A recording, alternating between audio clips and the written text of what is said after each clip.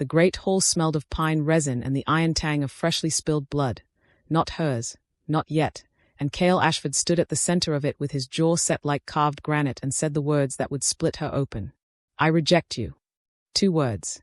The pack had gathered for the binding ceremony, all 200 of them packed shoulder to shoulder under the vaulted stone ceiling of Thornwall's ancestral hall.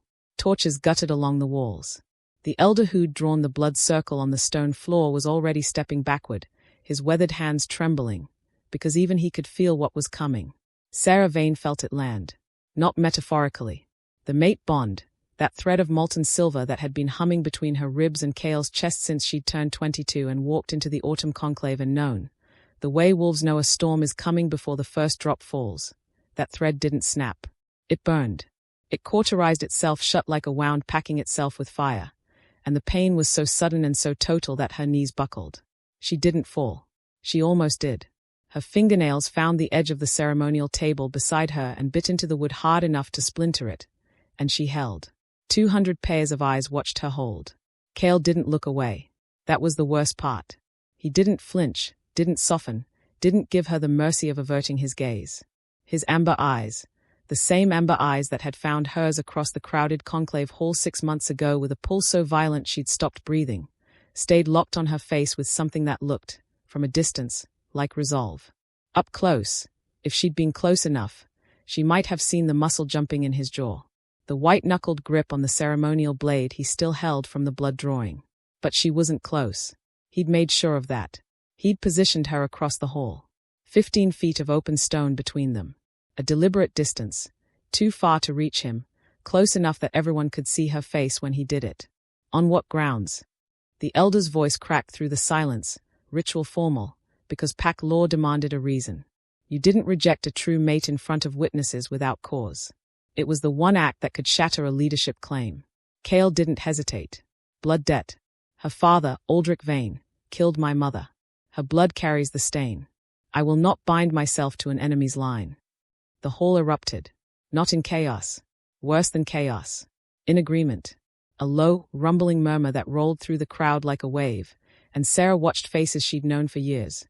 Faces that had smiled at her, shared meals with her, sparred with her in the training yard, settle into something hard and unsurprised.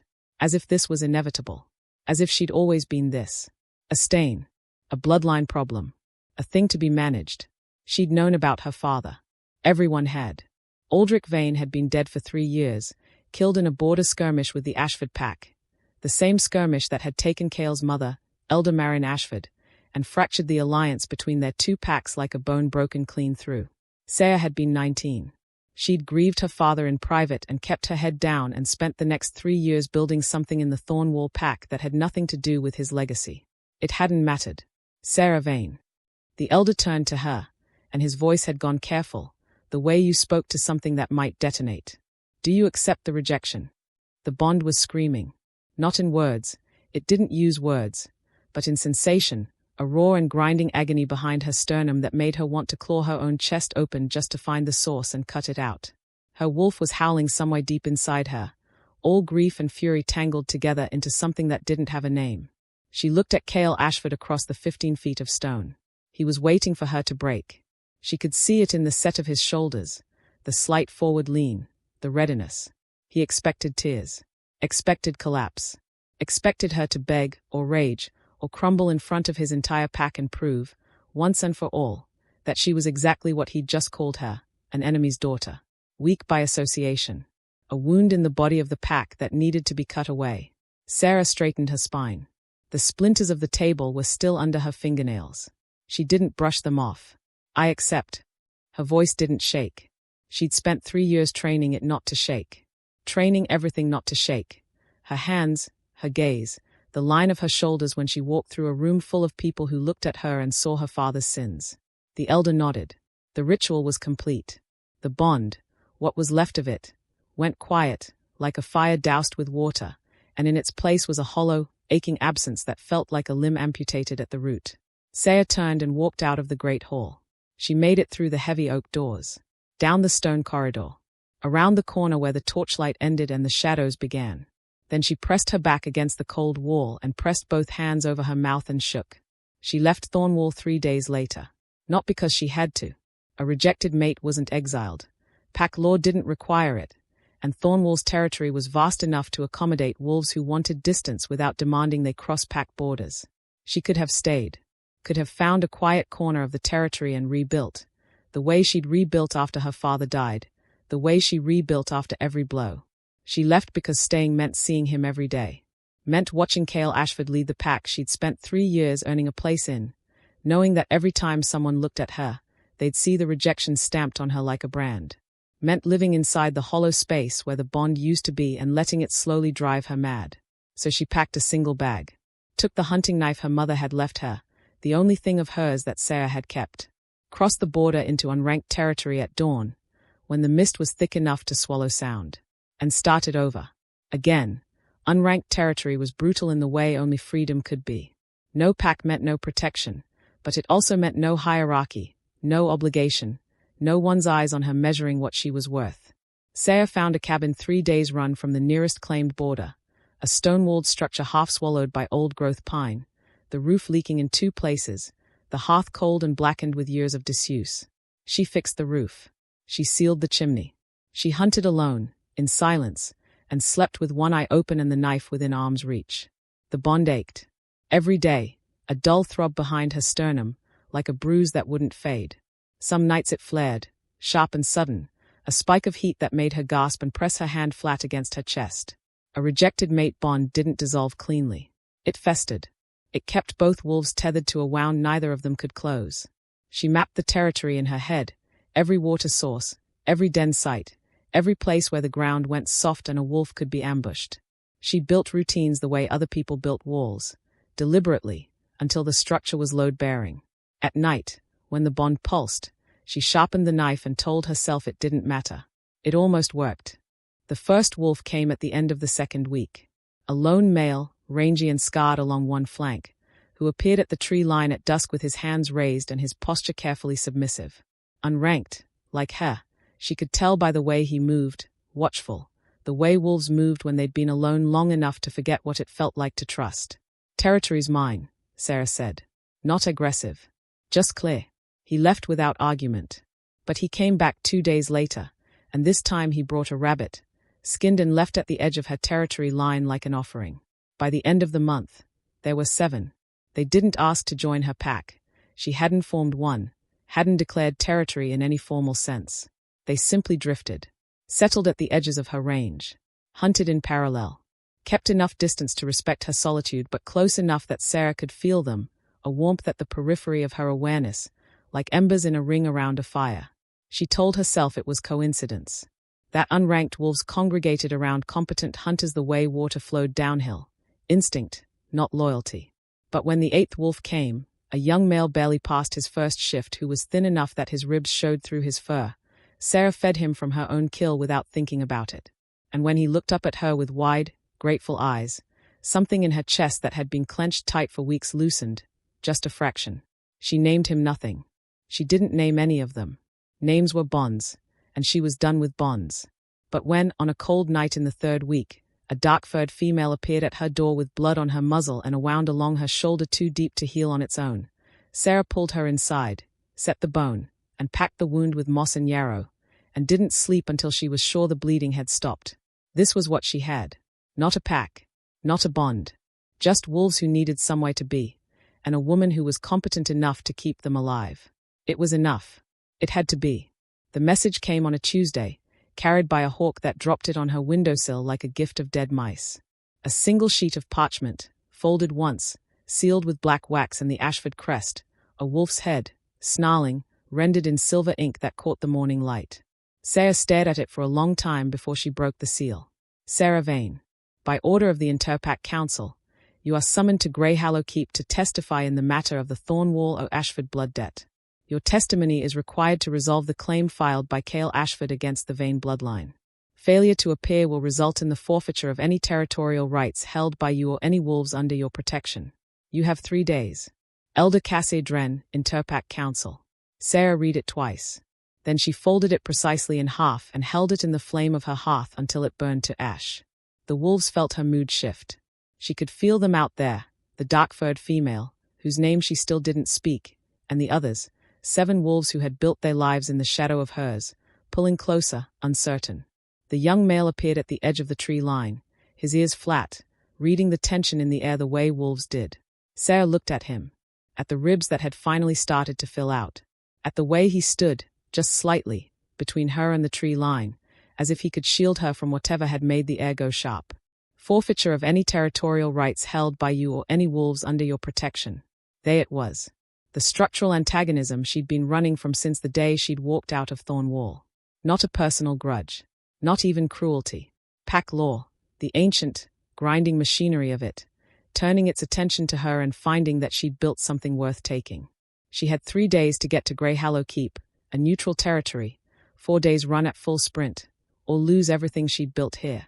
Not just the territory. The wolves. The young male with his grateful eyes. The dark-furred female who trusted her enough to let her set a bone. 3 days. 4 days run. She could make it if she didn't sleep. She told them nothing. Packed the knife, the hunting pouch, a skin of water. Left before dawn. The dark-furred female followed anyway. Sarah found her a mile from the cabin, padding silently through the mist, her injured shoulder healed to a scar but still stiff in the cold. She didn't speak, none of them did, not in human form, not to Sarah, but her presence was clear enough. I'm coming. This isn't your fight, Sarah said. The female looked at her with amber eyes, not the same amber as Kale's, darker, warmer, and kept walking. They ran through the night, shifting when the terrain demanded speed, human when it demanded precision. The bond ached with every mile, a dull, rhythmic pulse that intensified the closer she got to Grey Hallow. She ignored it. On the second night, camped in a hollow between 2 ridges with a fire small enough to keep the smoke low, the female shifted into human form for the first time in Sarah's presence. She was lean and dark-skinned, with a scar from her jaw to her collarbone and eyes that held the particular stillness of someone who'd spent a long time being watched. Marin, she said. Just the one word. Her name. Sarah blinked. Marin. The female, Marin, nodded once, as if confirming something to herself. Then she shifted back, curled against the fire, and slept. Sarah sat awake, turning the name over in her mind like a stone. Marin. The name of Kale Ashford's mother. The wolf who'd died in the border skirmish. The death that had started all of this. She looked at the dark-furred wolf sleeping by her fire, who had chosen that name, or been given it, or carried it, in the way wolves sometimes did, absorbing the names of the dead, and felt something cold settle in her stomach.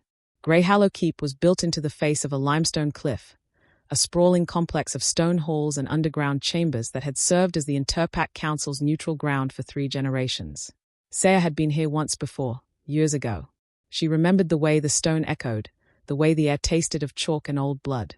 She arrived on the morning of the 3rd day, 1 hour before the deadline, with dust on her boots and the bond screaming. Not pulsing. Screaming. A sharp, insistent pull behind her sternum that intensified with every step she took into the keep's territory, as if the bond knew, before she did, who was waiting inside. Sarah stopped at the main gate. Breathed. Unclenched her jaw. Marin pressed close against her leg. Still in wolf form, her amber eyes scanning the courtyard with the wariness of a wolf who'd learned not to trust neutral ground. Stay close, Sarah said. Don't engage anyone unless I say. Marin's tail twitched. Acknowledgement. They walked in.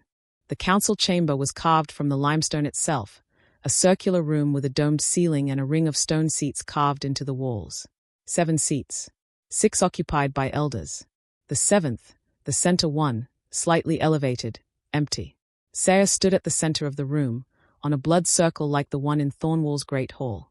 Marin sat at the edge of the chamber, pressed against the wall, watching everything. Elder Cassie Dren spoke without preamble. Sarah Vane. You are summoned to testify in the matter of the Thornwall o' Ashford blood debt. The claim was filed by Kale Ashford, Alpha of Thornwall, asserting that the Vane bloodline owes a debt for the death of Elder Marin Ashford during the border conflict 3 years ago. The purpose of this hearing is to determine whether the debt has been settled, and if not, what form settlement will take. Cassie's gaze was flat. You will testify first. The claimant will follow. The claimant. Sarah's stomach dropped. His here.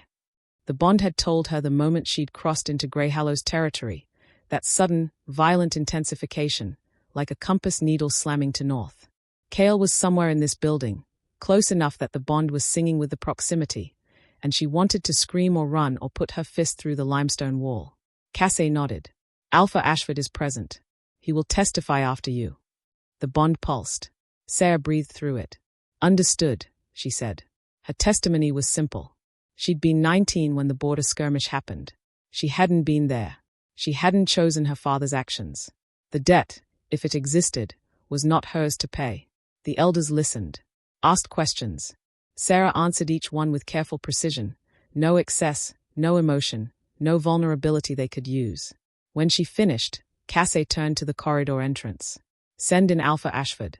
The bond detonated. The moment Kale Ashford stepped into that chamber, the cauterized wound behind Sarah's sternum ripped open like it had never closed, and the pain was so sudden and so complete that her vision whited out for a single, terrible second. She forced it back, forced her breathing steady, forced her hands to stay at her sides. He looked diminished. The same broad frame, the same dark hair, the same jaw. But something in the way he carried himself had changed. The shoulders slightly less square, the stride slightly less certain. The amber eyes held something new. Something that hadn't been there 6 months ago in Thornwall's Great Hall. It looked like guilt. Sarah crushed the observation before it could take root. Kale entered the chamber and stopped. His gaze found her immediately, not searching, just finding her, and for one raw, unguarded second, something cracked across his face. Then his expression closed. He turned to the council, inclined his head in formal acknowledgement, and took his position on the opposite side of the blood circle. 15 feet. The same distance as before. His testimony was different from what she expected. He didn't repeat the rejection's reasoning or rehash the blood debt. He spoke about the debt itself, its history, its terms under PAC law. Clinical. Precise. But underneath the formality, Sarah heard the tension of someone holding themselves together by force of will. Then Elder Cassie set down her ledger and looked at both of them with an expression that was almost sympathetic. The blood debt is valid under PAC law, she said. The Vane bloodline owes the Ashford pack a debt for the death of Elder Marin Ashford. However, she paused, and the chamber went very still. The debt cannot be settled through rejection alone. Rejection addresses the personal bond. The pack debt requires a formal resolution. Sarah waited. The council has reviewed the terms. Settlement can take one of two forms. Cassie held up one finger. First, a blood tribute. A member of the Vane line surrenders territory, wealth, or service to the Ashford pack for a period determined by the council. She held up a second finger. Second, a bonding. A formal, witnessed rebonding between the rejected mates, which under pack law constitutes the Vane line's acceptance of the debt and its integration into the Ashford pack structure. The chamber was silent. Sarah felt the blood drain from her face. A bonding. Not just proximity. Not just coexistence. A formal rebonding, which meant the mate bond, reopened, forced back to life through ritual and blood and the ancient machinery of pack law, which meant feeling everything she'd spent 6 months trying to bury, which meant standing next to the wolf who had destroyed her in front of 200 witnesses and choosing to let him back in. Or surrender her territory. Surrender the wolves who lived there. Surrender everything she'd built in the wreckage of what he'd taken from her. She looked at Kale. He was already looking at her. And the expression on his face was not the careful blankness of an alpha presenting a legal case. It was something raw and desperate and terrified, and it lasted only a second before he controlled it. But Sarah saw it. He was afraid. Of what? She couldn't tell. But the sight of it, Kale Ashford, Alpha of Thornwall, afraid, did something to the hollow ache behind her sternum that she couldn't name and didn't want to examine. I need time, Sarah said. Her voice was steady. To consider. Cassie nodded. You have until sunset tomorrow. Both of you. Sarah didn't sleep that night. She sat on the stone ledge outside the chamber allocated to her, a small, austere room carved into the cliff face, and watched the stars wheel overhead and tried to think clearly. The bond hummed. Kale was somewhere in the keep, close enough to feel. The choice was simple, on paper, territory or bonding. She could surrender the territory, let the wolves scatter, and be free of Kale Ashford forever. The debt would be settled. The bond would remain broken, aching, but closed. Or she could reopen the bond, let him back in, let the mate connection knit itself back together, and live with the knowledge that the wolf who had destroyed her once could do it again. How do you trust the one who rejected you when that rejection nearly destroyed you? You didn't. That was the answer. You kept the wall up and the knife close and you survived. But survival wasn't the only thing at stake anymore. Marin, the young male with his grateful eyes. The 7 wolves who had drifted into her orbit because she was competent and present and there, and who would have nowhere to go if she surrendered the territory. Sarah pressed her forehead against the cold stone and breathed. Kale found her at dawn. She heard him before she saw him. Footsteps on stone, deliberately audible, the way a wolf announced itself to another wolf when it didn't want to be mistaken for a threat. She didn't turn from the window. He stopped in the doorway. She could feel him there, the bond flaring warm at his proximity, a sensation so at odds with everything she felt about him that it made her want to laugh or scream. Sarah. Don't. A pause. Then, I need to talk to you. You had 6 months to talk to me. She kept her voice flat. Kept her eyes on the valley. You chose not to. Another pause. Longer this time. When he spoke again, his voice was quieter, stripped of the formal authority she'd heard in the council chamber, raw in a way that made something in her chest tighten against her will. I know what I did to you. Do you? Yes. She turned then. Faced him. Let him see her face in the grey morning light, the shadows under her eyes, the line of her jaw, the absolute absence of softness. Kale stood in the doorway with his hands at his sides and his shoulders slightly forward and his amber eyes fixed on her with an intensity that should have been intimidating but wasn't. It was desperate. He looked desperate. The rejection was a mistake, he said. The bond surged.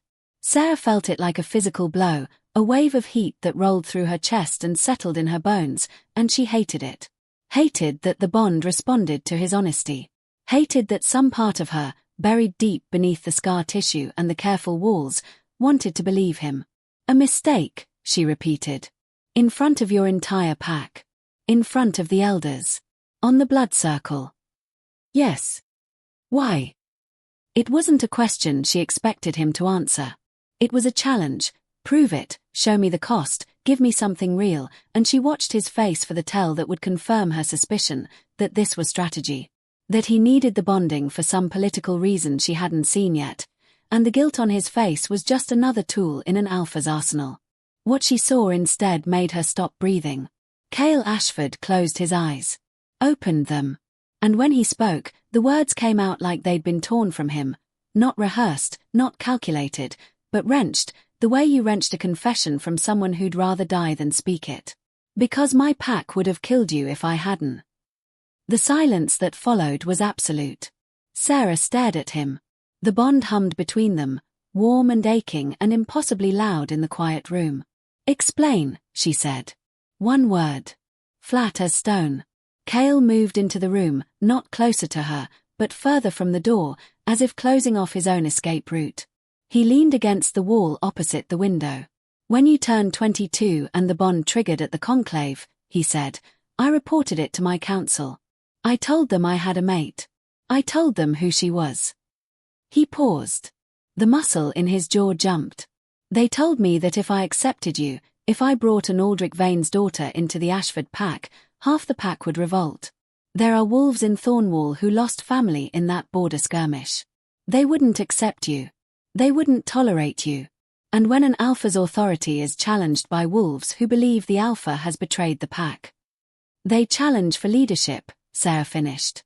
Her voice sounded distant. And if they win? They kill the alpha's mate first. Kale's voice was very quiet. It's not written in law. It doesn't need to be. It's tradition. The new alpha's first act is to sever every bond the old alpha held. Sarah's hands were shaking. She pressed them flat against the stone windowsill behind her and held. So you rejected me to protect me. The words tasted like ash. Like something burned beyond recognition. Yes. And you couldn't tell me. Couldn't warn me. Couldn't. Her voice cracked, and she hated it. Hated the crack. Hated that 6 months of careful control were fracturing in front of the one person she least wanted to see her break. You couldn't do anything except stand there and destroy me in front of 200 wolves and let me believe you meant it. If you'd known, you would have fought it. You would have stayed. You would have challenged them, because that's who you are, and they would have killed you. You don't get to make that choice for me. I know. You don't get to decide that my life is less important than your pack's politics. I know. His voice was raw. Stripped. I know, Sarah. And I'm not asking you to forgive me for it. Sarah looked at him, really looked, past the careful blankness, past the alpha's composure, down to the thing underneath that was bleeding through no matter how hard he pressed against it. Not remorse. Not strategy. Grief. The same grief she'd been carrying for 6 months, wearing a different shape. The bond pulsed between them, warm and insistent, and Sarah wanted to reach across the space and hurt him as badly as he'd hurt her, and she wanted, underneath all of it, to close the distance. She did none of those things. Leave, she said. He left. Sarah spent the rest of the day thinking. Not about forgiveness. Not about trust. About cost. About what the bonding would actually mean, not the romantic fantasy of it, but the real, structural, pack law version. What it required. What it demanded of both of them. She spoke to Marin, who had shifted into human form and sat cross-legged on the floor with her dark hair loose around her shoulders and her expression carefully neutral. If I bond with him, Sarah said, I bring my wolves into Thornwall's territory. Under his authority. Marin nodded. Under the authority of an alpha who rejected me publicly. The pack won't accept me. Not willingly. Not without a fight. Then make them, Marin said. Sarah looked at her. It's not that simple. It is. Marin's voice was quiet but certain. You don't need them to accept you. You need them to respect you. Those are different things. Sarah turned this over. Marin was right. Acceptance was a gift, easily withheld. Respect was earned. Demanded. Taken, if necessary, through competence and the refusal to be small. But respect required power. And power, in a pack, meant the alpha. Which meant it required Kale. She found him in the keep's training yard at dusk, a flat expanse of packed earth behind the main hall, bordered by wooden posts worn smooth by generations of wolves using them to practice shifts. He was alone, working through a series of forms with a practice blade, his movements precise and fluid in the fading light. He stopped when he saw her. Lowered the blade. Waited. Sarah walked to the center of the yard and stopped 6 feet away. Close enough to talk. Far enough that the bond didn't scream. I'll take the bonding, she said. Something moved across his face, relief, maybe, or hope, and she cut it off before it could form. Not for you. Not because I forgive you. And not because I trust you. She held his gaze, and let him see exactly what lived behind her eyes. The wound, still open, still raw, still bleeding. I'm doing it because you gave me a choice between my wolves and my pride, and my wolves win. Every time. Kale nodded. Once. His jaw was tight, and his hands on the practice blade were white-knuckled, and his amber eyes held hers with an intensity that the bond responded to like sunlight responding to heat, warming, reaching, desperate to close the gap. What do you need from me? He asked. I need you to earn it, she said. Not with words. Not with apologies. With action. With the kind of sacrifice that proves you understand what you took from me. He didn't flinch. Name it. I don't know yet. And that was true. The shape of his penance was still forming. But she would find it, the exact cost that matched the wound he'd opened, and she would make him pay it, and she would watch, and she would know whether he was worth the risk. Until then, she said, we bond. We go back to Thornwall. And you do not touch me, do not claim me, do not assume that proximity means permission. Are we clear? Crystal, Kale said. The bond sang between them, not the screaming agony of the rejection, not the dull ache of the months after, but something new. Something tentative and fragile and terrified, like a flame cupped in hands that weren't sure they deserved to hold it. Sarah turned and walked back inside before she could feel it too clearly. The bonding ceremony was held the following morning in the same limestone chamber. The same blood circle. The same ring of council elders. Elder Cassier performed the ritual, the formal words, the shared blood drawn from both their palms, the ancient invocation that told the bond yes, reopen, heal, knit. Sarah stood on one side of the circle. Kale on the other. 15 feet between them. When the bond wrenched itself open like a door thrown wide, Sarah felt it hit her like a wave breaking against a cliff. Not pain, or not only pain. Heat. Sensation. A flooding awareness of Kale that settled into her bones and her blood, overwhelming enough to buckle her knees. She didn't buckle. She held the edge of the stone altar and breathed and rode the wave until it passed. When she looked up, Kale was watching her with an expression so carefully controlled it was almost painful to see. The effort of holding himself back, of honoring the boundaries she'd set even when the bond was pulling him toward her with a force that had to be physically uncomfortable. Good, she thought. Let it be uncomfortable. The bond settled into something quieter, a steady, warm presence, like a hearth fire in the next room. Always there. Always felt. Always a reminder of what it had cost. Thornwall was exactly as she remembered it. The great hall with its vaulted ceiling and stone walls. The training yard where she'd sparred for 3 years. The quarters she'd lived in, now reassigned to someone else. She could smell the new occupant, a wolf she barely knew, layered over the ghost of her own scent. 200 wolves. Every one of them watching her walk back in. Kale walked beside her, not close enough to touch, but close enough that the pack could see the bond between them, the faint silver light that occasionally flickered along the line connecting their chests when the bond pulsed. A visible thread. A public claim. Sarah kept her spine straight and her chin level and looked at every face that turned toward her and did not look away first. Not a single wolf spoke to her that first day. The silence was deliberate. She knew that. It was the pack's way of communicating disapproval without openly defying their alpha, a collective, wordless rejection that carried all the weight of the public rejection in the Great Hall, distributed across 200 individuals instead of concentrated in one. Sarah expected it. Had prepared for it. The plan was simple. Be indispensable. She went to the hunting coordinator, a grizzled wolf named Edric who'd been running Thornwall's hunts for a decade, and offered her services. Not as a subordinate. As a specialist. She'd spent 6 months mapping unranked territory, reading terrain, tracking prey in conditions that most pack hunters never faced. He looked at her with the same cold assessment the rest of the pack wore, and for a long, taut moment, she thought he'd refuse. Then he shrugged. Fine. Dawn shift. Don't slow us down. She didn't slow them down. She was faster than half the hunting team. Leaner, sharper, honed by months of solo hunting. By the end of the first week, Edric was positioning her at the front of every hunt, and the wolves who ran beside her were watching her with something that wasn't quite respect yet, but was getting close. She noticed Kale watching from a distance.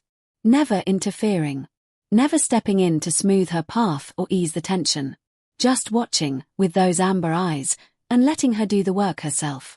It was, she realized with a start, exactly what she'd asked for. The bond grew stronger with proximity. Every day spent in Thornwall, every hour in the same territory as Kale, the thread between them thickened.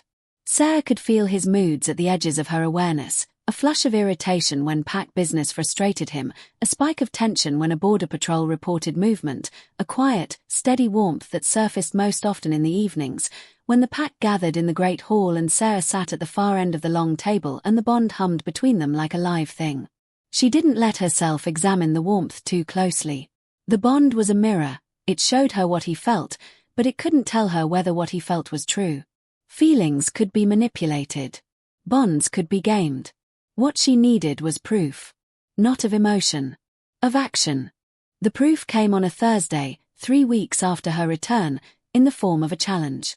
A wolf named Dane Cover, one of the senior hunters, broad-shouldered and scarred and carrying the particular arrogance of someone who'd been unchallenged for years, stepped into the training yard while Sarah was running forms with Marin and said, loudly enough for the dozen wolves watching to hear, "Vane's daughter thinks she belongs here." It wasn't a question. It was an invitation, a provocation designed to draw a response, to force either Sarah or the wolves around her into a confrontation that would clarify the pack's position on her presence. Sarah stopped mid-form. Turned to face him. The bond flickered, a sharp spike of something from Kale's direction, somewhere across the territory, that felt like alarm. "I know I belong here," Sarah said. "The council confirmed it." "The council doesn't live here." Dane took a step forward. His posture was deliberately loose, deliberately unthreatening. The posture of someone who was confident they didn't need to try. We do. And we remember what your father did. The dozen wolves watching went very still.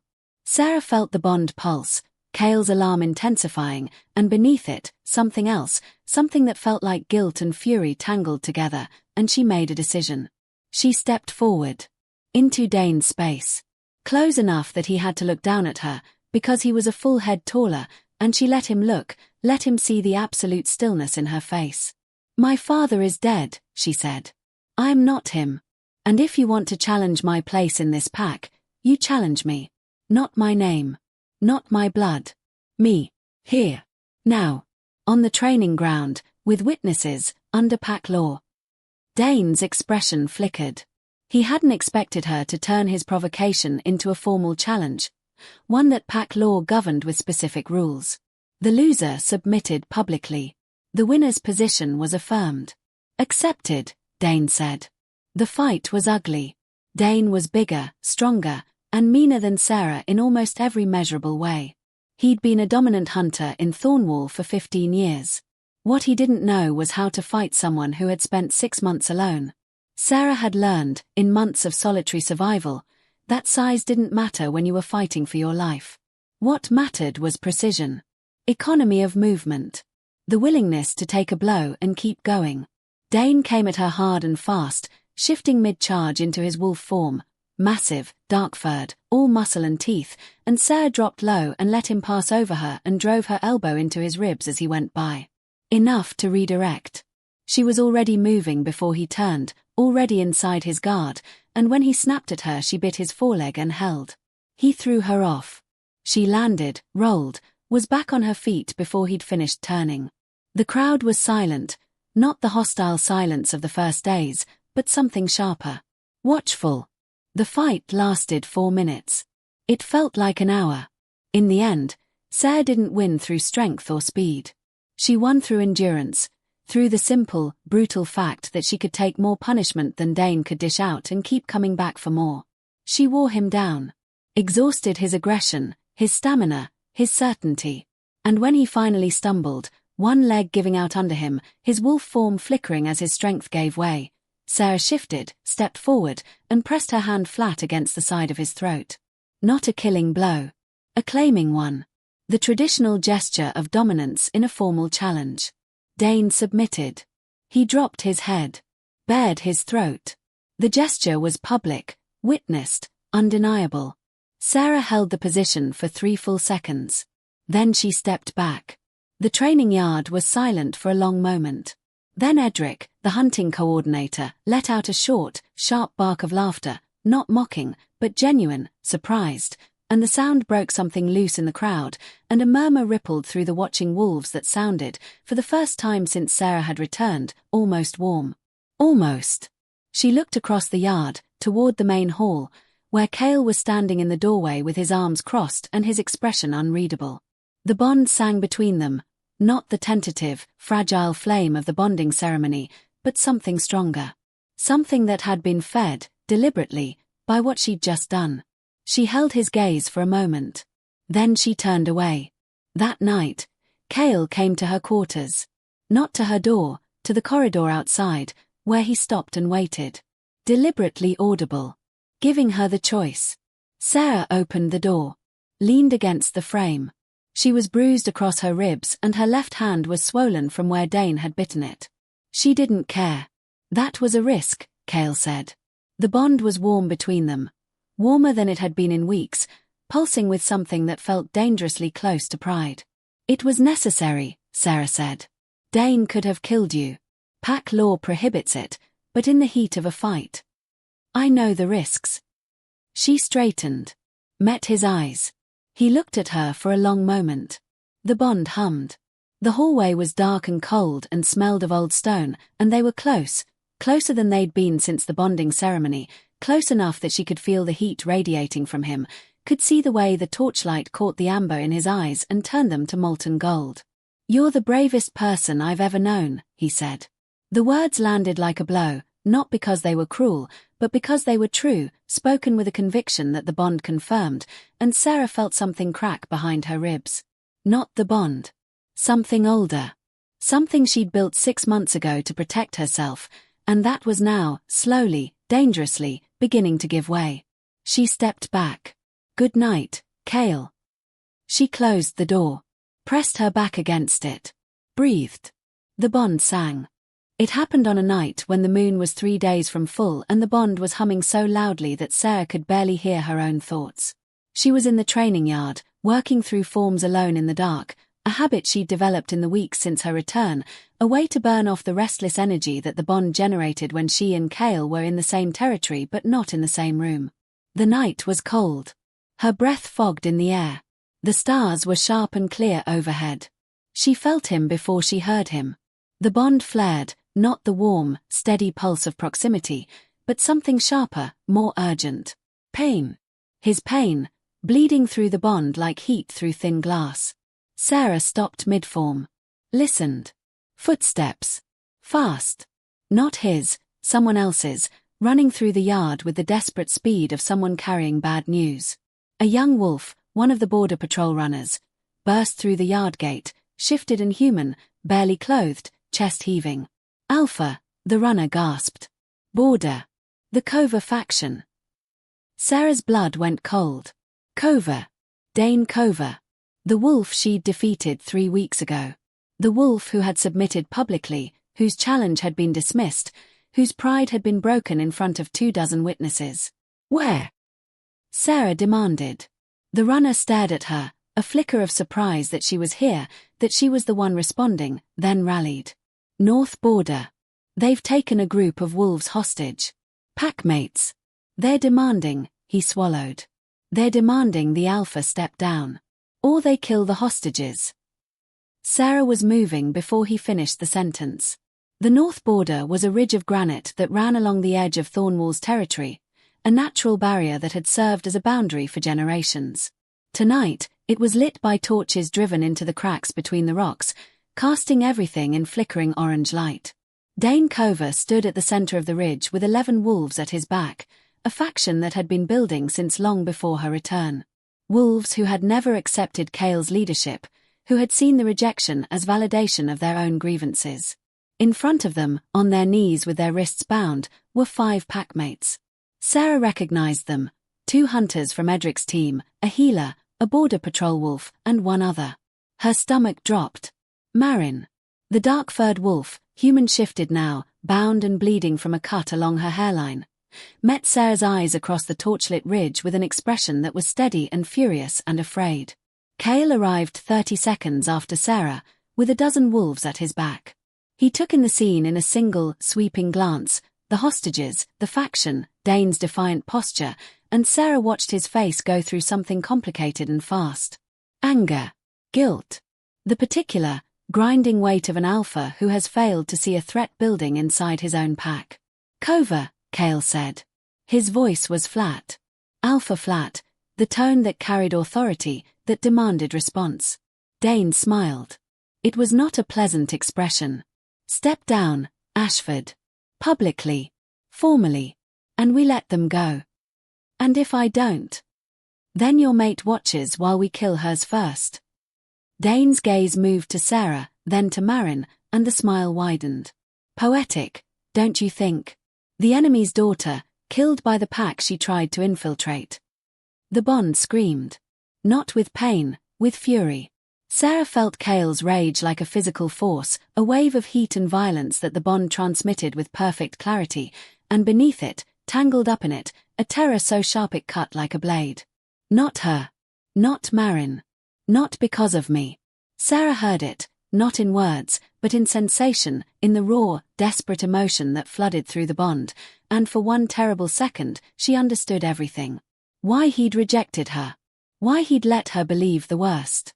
Why the guilt never left his face. He had done it to keep her alive, and it hadn't worked. The threat had simply moved. Had found a new target.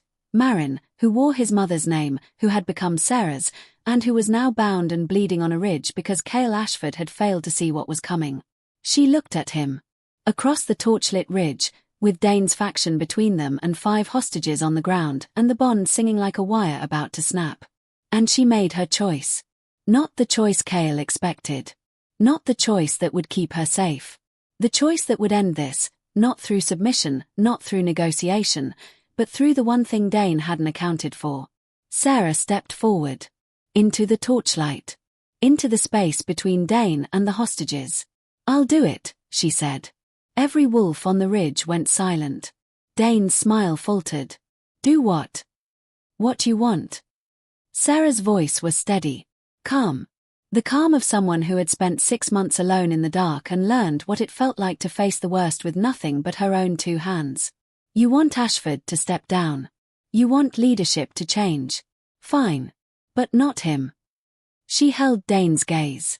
Let him see it, the thing behind her eyes that had been building since the day she'd walked back into Thornwall.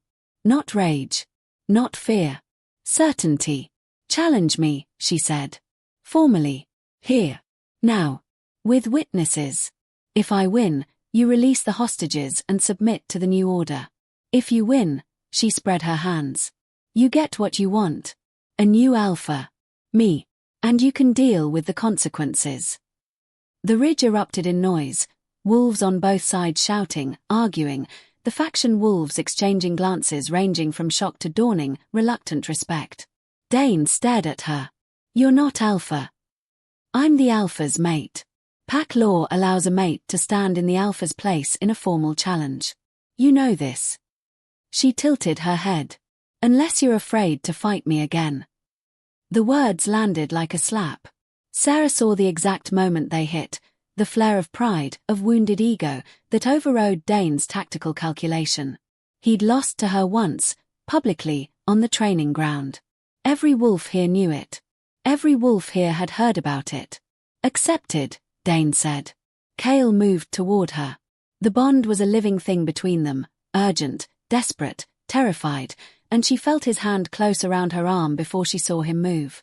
"Don't," he said. His voice was barely above a whisper. Raw. Wrecked. "Sarah. Don't do this." She looked at him. At the fear in his amber eyes. Not the alpha's fear, not the leader's calculated concern, but the mate's fear. The bone-deep, irrational, devastating terror of watching someone you loved walk toward destruction. Loved. The word surfaced in her mind like a fish breaking water, and she didn't push it back down. "Not this time." "Let go of my arm," she said. He did. She turned back to the ridge. To Dane, who was waiting with his fists clenched and his jaw set and the torchlight painting him in shades of copper and shadow. "Release the hostages first," Sarah said. "That's the condition. They go free before we fight." Dane hesitated. Then, with a sharp gesture, he nodded. His wolves cut the bindings. Marin rose, unsteady, bleeding, but upright, and met Sarah's eyes one last time before stepping back into the crowd. Sarah cracked her knuckles, rolled her shoulders, felt the bond pulse between her and Kale, warm, aching, alive, and let it ground her. Then she shifted. The fight was not like the one on the training ground. This was a ridge of granite at midnight with torches burning and 24 wolves watching and everything at stake. Marin's life, Kale's authority, and the fragile, terrified thing that had been growing between her and Kale since she'd walked back into Thornwall. Dane fought like he was fighting for his life. He was bigger, stronger, faster in short bursts. He knew the terrain, drove Sarah backward toward the edge of the ridge, used his weight to pin her, used his teeth to find the wound she was already carrying. Sarah used everything she had. Every lesson 6 months of solitude had taught her. The stubborn, grinding endurance that had kept her alive when the bond was screaming and the world was cold and no one was coming to save her. She took the blows. She kept getting up. She found the openings, the microsecond gaps where Dane's momentum carried him past her instead of onto her, and she hit them, hard and precise, every single time. It lasted 7 minutes. When Dane finally went down, his foreleg buckled, then his hind leg, and he collapsed onto the granite with a sound like a stone falling. Sarah stood over him, shifted back to human, and pressed her hand against his throat. The claiming gesture.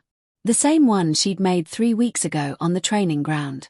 Dane bared his throat. This time, he didn't just submit. He broke. The silence on the ridge lasted 10 full seconds.